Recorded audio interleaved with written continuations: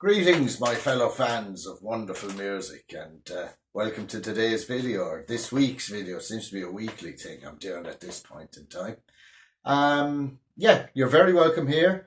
I've got a bit of a different video today to what I have been doing and probably what I will be doing going forward, but maybe now and again I'll return to this sort of topic.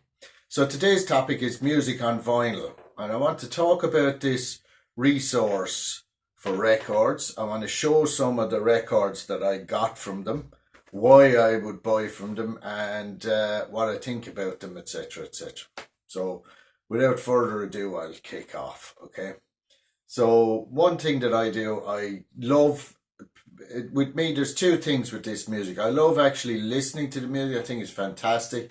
Also love discovering albums and finding albums, etc., etc., out in the wild if I can. So a bit of crate digging is something that I find very therapeutic and relaxing and everything like that. And one day I was down in Cork and I was in Bunker Vinyl, which I tend to mention quite a bit because it's kind of my favourite record shop at the moment, near to me. And I was going to go and see Yes over at the Opera House. Last time I saw Yes, they were terrible, etc. Maybe we'll talk about it another time.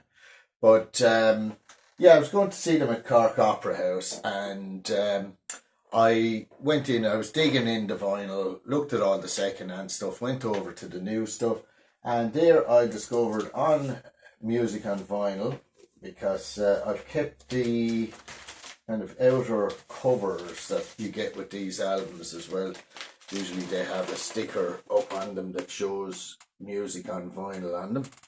So I came along and I saw this one, and I picked it up and I ended up buying it. And it was The Ladder by Yes. Okay. So this was, they were on the tour when The Quest came out. So that age, whatever it was 2022, is it, or something like that. So I actually, The Ladder was an album that I didn't have. Okay, so I said, here's an opportunity to pick this one up. I actually saw them around this time with Igor Koroshev on keyboards, and I thought he was absolutely fantastic and everything. And I was always upset that I'd never bought a copy of The Ladder. So I got it and absolutely delighted with it. Great album. But just looking at the reproduction of it, it's quite a thick, heavy spine, beautiful, big, hefty album, as we would say here.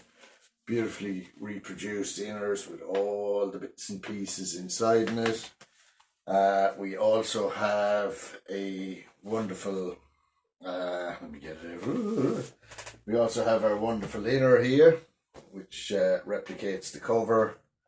And when I open it up, I've got full lyrics for the album on this as well. Absolutely great. No problem with the sound on it. Yep, can't complain with that. Plays very well. What does it say? 180 gram vinyl pressing. Now, I don't describe myself as an audiophile. I'm more into listening to the music, and I think most audiophiles are kind of self-proclaimed audiophiles, and they're a different type of animal to the kind of person that I am. So anyway, next time I was back in the shop, went over to the news section again, and came across something that I've been looking for, which was again on 180 gram audiophile pressing, was a beautiful copy of the Valentine Suite by Colosseum. Again, lovely, big, hefty cover, nice thickness to it, looks great on the shelf. We've got all the inner art all reproduced beautifully in it and everything like that. Lovely, beautiful vinyls, everything like that. Sound of this just fantastic. Love it. I think it's a very important album. It's one that really, if you're into prog, this is one of the albums that shows the beginning of prog and where it came from, and it's a very important album to have. The Valentine Suite itself, what a beautiful piece of music it is. So following that, I was saying, oh, this music on vinyl, people, they're very interesting. Let's see now. And I was sitting there one night, Googled them on the telephone. What a mistake to make! The minute I did that, it opened up a whole can of worms for me that I couldn't come out of. So I was missing two Kansas albums, and I noticed that Music on Vinyl had brought out a load of Kansas stuff. So I said, I'll order them. Now, one thing, like I said, I love digging for vinyl, okay? And I like to support local record shops, okay? A lot of people I know, and some of you out there are guilty of it, I'm guilty of it myself, okay, is that we tend to order a lot online. But I noticed if I was ordering music on vinyl and I was getting hit with all these delivery charges because they're from Holland and I live here in Ireland. So I thought, well, what can I do? So as their music had been stocked in Bunker Vinyl, I went to John in Bunker Vinyl. I asked him, could he order some stuff for me from Music on Vinyl? And indeed, yes, he could. So I was able to get the albums without having to pay the extra charge for carriage, and I was supporting my local record shop. Win-win situation for everyone. So we're all happy out of that. So anyway, he picks me up the Kansas albums that I wanted. And now I noticed something very interesting. I got a beautiful copy of Mask. It's beautiful, the texture on the cover. Just absolutely fantastic. Not as kind of thick as the other one because it's not a gatefold sleeve. But again, comes with the inner and everything with the lyrics on it, etc., etc., all that and all the details of who played on it and all that lovely stuff. Okay, so brilliant, yeah, fantastic, lovely sound, everything great about it. But I noticed something on this one, which was a slightly different label. It wasn't the usual black label that I was used to.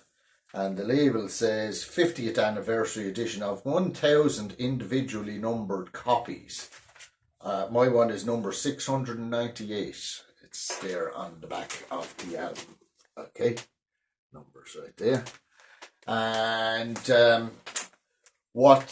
so I got number 698 individually numbered, and it says it's on yellow coloured vinyl. So I had to have a look at that. If I get that out, it's on this beautiful yellow vinyl.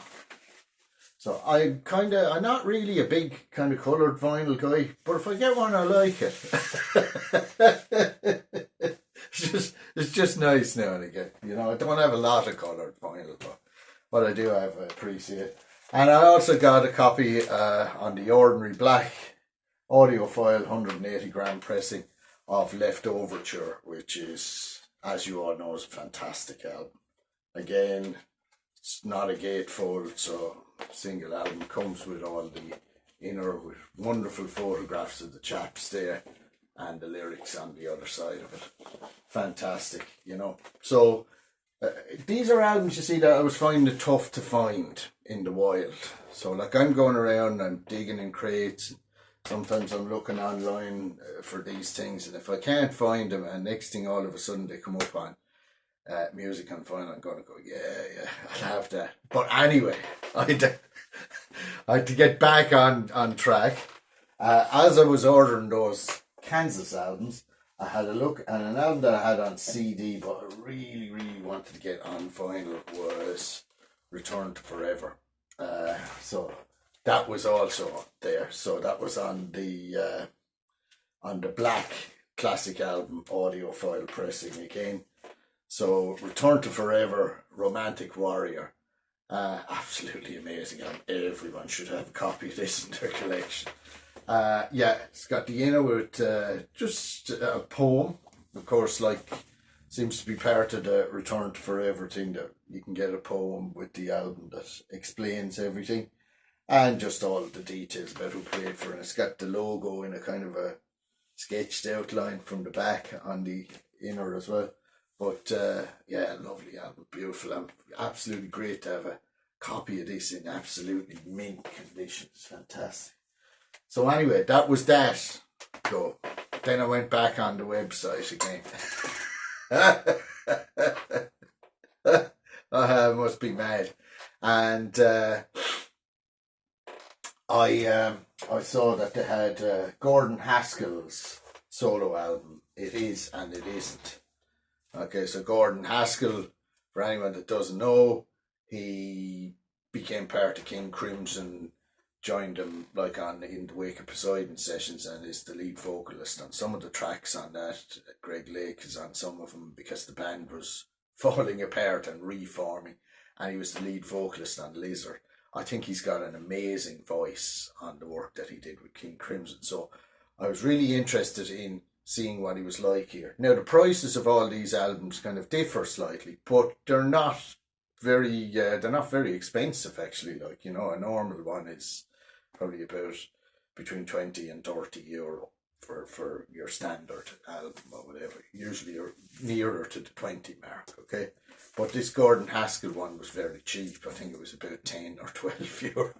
So obviously they couldn't sell it. they needed someone as mad as me to find the thing. So this was one of the ones too that's a limited edition. Okay, and rather than 80, or rather than a number of 1,000 being pressed, there was 750 individually numbered copies of this. And I've got number 204, so I was quite near the start of this one. And it's pressed on green vinyl. Now, green vinyl seems to be something that I have a few things on. So we'll have a look at the vinyl. But first of all, I'll show you the inner. So we've got all the lyrics here on the inner. It's a nice whimsical kind of album. He's trying to expose his songwriting things, chops. He had a bit of a falling out with Robert Fripp, apparently, like that. King Crimson turned out to be not the experience he was told it would be. And that's what the vinyl looks like. It's very kind of dark bottle green. It's quite nice, quite different to the other green vinyls I have. Okay, so I'll just put that back. Another thing about music on vinyl, they reproduce the labels too, that the albums came on quite well. Okay, so that's gone in there. So anyway, went back on the website again. Couldn't help myself.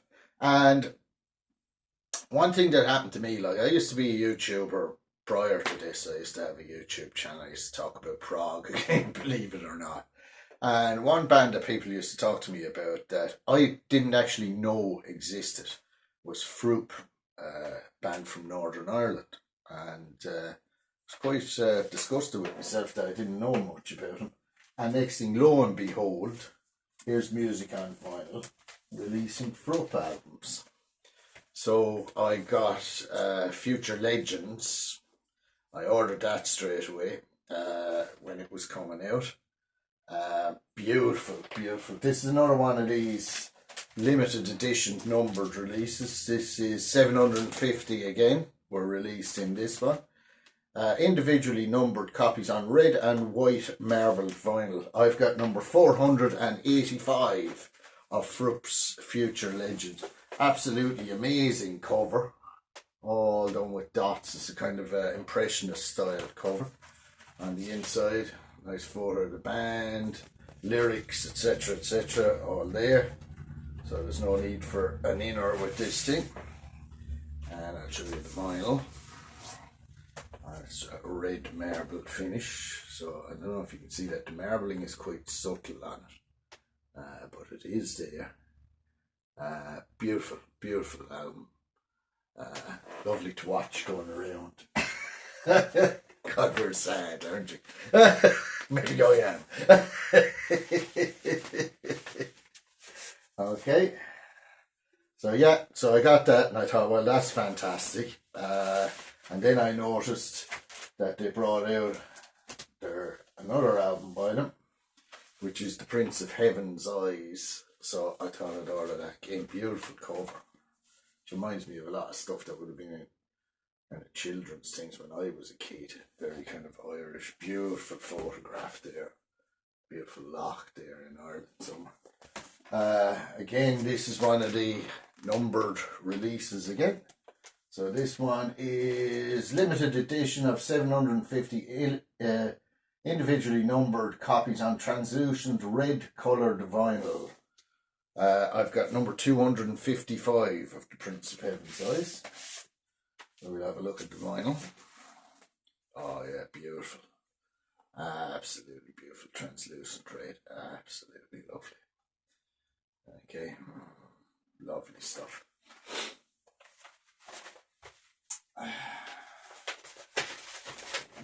Yeah, so it was very interesting for me. And without music on vinyl now, I probably never have had a chance to kind of explore this band and their music and everything.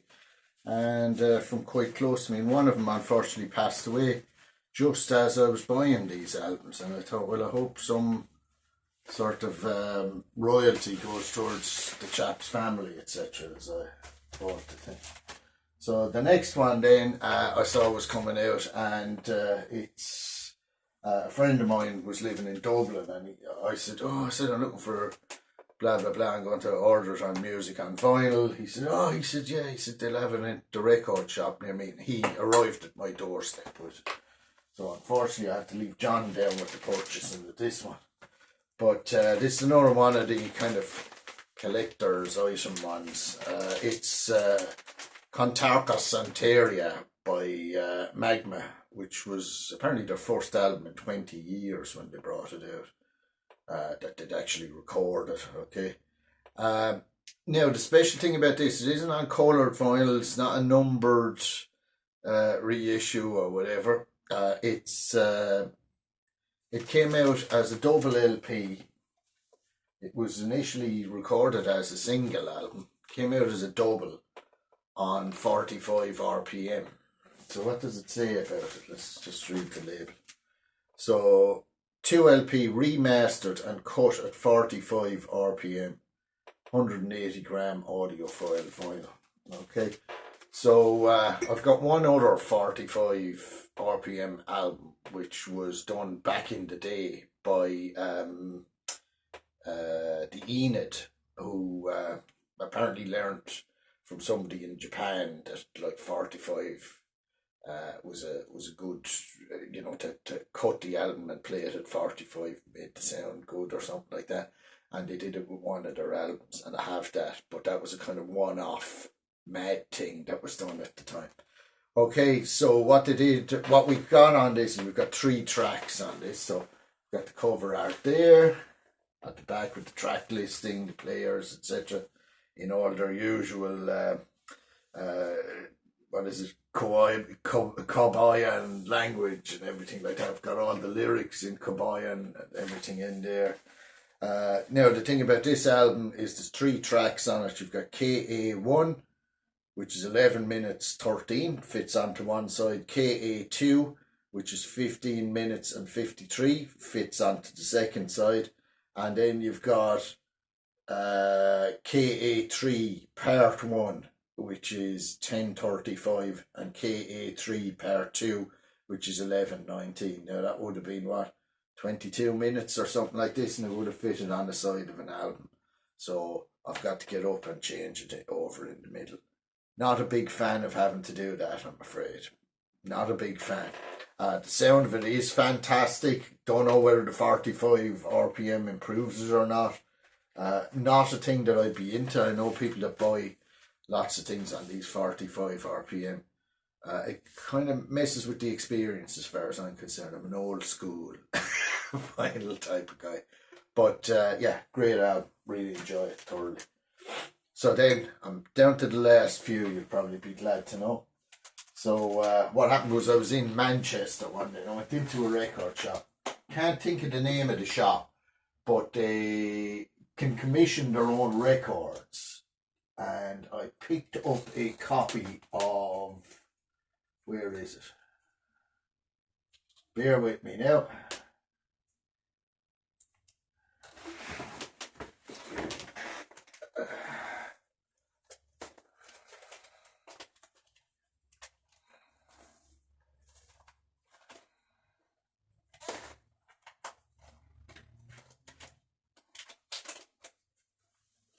Oh lads, I'm lost.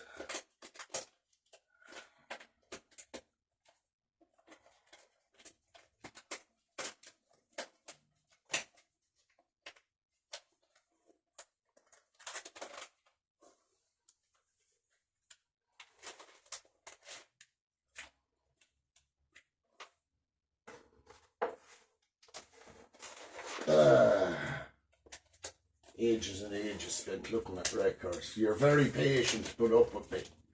Don't worry, it'll be worth the wait. There we are. Oh my God. Yeah, I picked up a copy of The Crazy World of Arthur Brown, which they'd brought out in their own label. Or they hadn't, there was another company that was doing it on their behalf and they sold these records. And I listened to this, the first side of it is absolutely astounding. One of these kind of prog things, you know, one of the kind of birthplaces of prog again.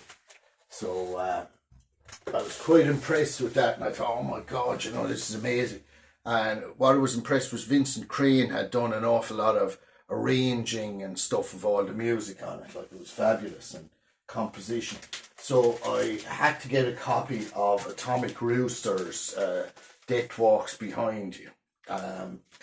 Yeah, it's just on one of the audiophile 180 gram classic pressings again. And absolutely beautiful issue. The lovely thick spine again. Beautiful. We've got all the details on the back. Photograph of the band on the inside and everything.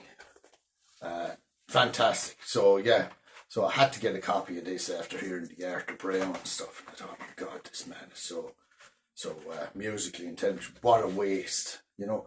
What a terrible thing mental illness is. You know, how it can kind of debilitate someone without you really seeing it. And, you know, terrible. I remember I was in the UK when Vincent Crane passed away, and I knew a lot of musicians and things who would have known Vincent Crane, and it was just like heartbreaking. Okay, so yeah, when I picked up that Vincent Crane one, when I went down to John that day, I made the mistake of going over and looking in the new vinyl again, and came across a copy of Caravan's first album. Again, that's just one of the standard audiophile pressings. Absolutely great. I had this album on CD and it just intrigued me, but I don't know, there was something about the sound of it on vinyl when I got it was just much better. There's more attack in the sound when I listen to it on the vinyl. It's not as smooth as it is on the CD. Really adds to it. This is just one hell of a crazy album, this thing, like, and it, I don't know what it is. It's not prog, it's not psychedelic. That's kind of, it does lean very much towards psychedelia. Yeah, it's just crazy album. So that's fantastic. So, once more then, this is the last time I went back onto the website again and I had a look and I found two things. Okay, one of them was one that I was looking for years and just thought, you know, I'm never going to find this album at some sort of a reasonable price. The Rotters Club by Hatfield in the North. I had seen it for sale for €200 on Discogs, things like that. Just absolutely, I'm just so in love with the track Mumps of this thing. I just can't begin to tell you. I just have loved it for years, and I was mad looking for a copy of this. So this one came out. Let me read the label to you. This one came out, another limited edition one. Okay, so it's got that kind of gold label to it. 50th anniversary edition, expanded edition featuring the original album and bonus tracks from afters. Includes insert 180 gram audiophile vinyl. So we don't have any coloured vinyl on this. There's our insert with a photograph of the lads, just track listing and all the details as to who did what, where, why, when.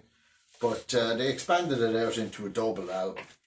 And yeah, I have to say, it's not the usual kind of crap outtakes and what would I call it, really bad live recordings that tends to get stuck onto these things. It sounds quite coherent even as a double album. There is a little bit of duplication. We've got two copies of big John Wayne socks psychology on the jaw.